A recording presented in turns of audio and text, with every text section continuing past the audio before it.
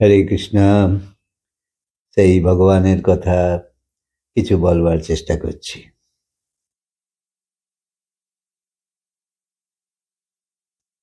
সংসারে আমাদের বিষয়ের প্রতি তো একটা আকর্ষণ আছেই। যা কিছু আমরা চাই সব ভোগের জিনিস। তো কেউ সবাই চাইছে আমরা আমার বড় বাড়ি হোক বা অনেক গাড়ি হোক, অর্থ হোক, ইত্যাদি ইত্যাদি।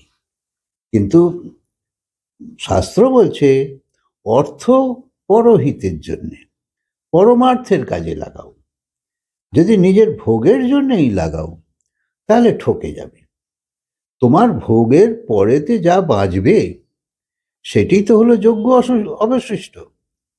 সেইভাবে যদি তুমি জীবন চালাও তাহলে তুমি সন্ত হয়ে যাবে, অর্থাৎ তোমার বোধ বুদ্ধি সম্পন্ন সাধক সে সব পাপ থেকে ক্রমশ মুক্ত হতে থাকে। এই লৌকিক কামনা পূরণের জন্য তো অর্থ নয়, কারণ লৌকিক কামনা কারুরই কখনো পূরণ হয় না, সব সময় অপূর্ণতা আছে। তাই তো এটাও দেখছি পছন্দ হয়ে যাচ্ছে কিনছি, ওটাও দেখছি পছন্দ হয়ে যাচ্ছে কিনছি। তাই এ পূর্ণ হয় না। তাই কামের হেতু তো ইন্দ্রিয়ের তৃপ্তি নয়, আর ইন্দ্রিয়ের তো কখনো তৃপ্ততা সম্পূর্ণ হয়ই না। জন্ম জন্ম ধরে তো কামের পেছনে আমরা ছুটে চলেছি, কেন কখনো তৃপ্তি হয়নি, আজও হবে না। ভোগ ভোগার প্রত্যেক প্রবৃত্তি ভোগের অগ্নিতে ঘিয়ের ছিটের সমান। যত তুমি কামনা পূরণ করছো আরো কামনা বাড়ছে, একটা পূরণ করছো 5টা কামনা তৈরি হয়ে যাচ্ছে। তাই ইচ্ছার এই অনন্ততাই তোমায় সংসারে বেঁধে রেখেছে, খালি চাই চাই চাই চাই। আর এর জন্যই তুমি সংসারে আছো। তাই ইচ্ছাই হলো দুঃখের জননী। আর একে পূর্ণ করতে পারছো না, অথচ পূর্ণ করতে চাইছো। তাই তোমার দুঃখ সমস্যা উপস্থিত হচ্ছে। ইচ্ছাই তো তোমাকে নাচিয়ে চলেছে। বেঁচে আছো কি নিয়ে বলো না, খালি চাওয়া নিয়ে, এটা চাই ওটা চাই ওটা চাই এই চাই। তাই ভগবানের কৃপা হলো যা ইচ্ছাকে পূর্ণ করে। যখন পূর্ণ হচ্ছে এটা ভগবানের কৃপা, ঠিক আছে। আর অতি কৃপা মানে যখন তোমার ইচ্ছাকে ভগবান হরণ করে অথবা খতম করে দেয়, এটা ভগবানের অতি কৃপা। যেমন রামচন্দ্র কেবটকে নদী পারাপারের জন্য দক্ষিণা দিতে হয়, তো তাই কি দেবে জিজ্ঞেস করছিল, কি নেবে বলো। তখন কেবট কিচ্ছু চায়নি, কারণ তো কোনো চাওয়াই তো তার আর বাকি ছিল না। ভগবানের থেকে কিছু চাওয়া এটা একরকম ভক্তি, আর দ্বিতীয় ভক্তি হলো ভগবানকেই চাওয়া। তাই যদি ভগবানের থেকে চাও, অর্থাৎ আমার এই করে দাও ওই করে দাও সেই করে দাও এইটা পূর্ণ করে দাও, তো তবেই তোমার তোমার প্রতি আমার শ্রদ্ধা আসবে, না হলে না। তাই তোমার জন্য এই করছি ওই করছি আর তুমি আমার কামনা যদি পূরণ না করো তাহলে কি করে হবে। এই রকম চাওয়া হলে তা হলো তো একটা বাণিজ্যিক লেনদেন, যে আমি তোমার জন্য এই করছি তুমি আমার জন্য এই করো। কিন্তু আসলে আসলে ভগবানের থেকে চাওয়ার কোনো দরকারই নেই, কারণ সে তো সব জানে তোমার কি প্রয়োজন, সে তো ভেতরে বসে আছে। তাই তোমার যে কামনা পূর্ণ করে না তাও তো তারই কৃপা। কারণ অনেক সময় আমরা অনেক কিছু চাই, পরে সেইটাকে নিয়েই সমস্যা তৈরি হয়। তাই যেটা দেওয়ার যোগ্য ভগবান সেটাই দেয়।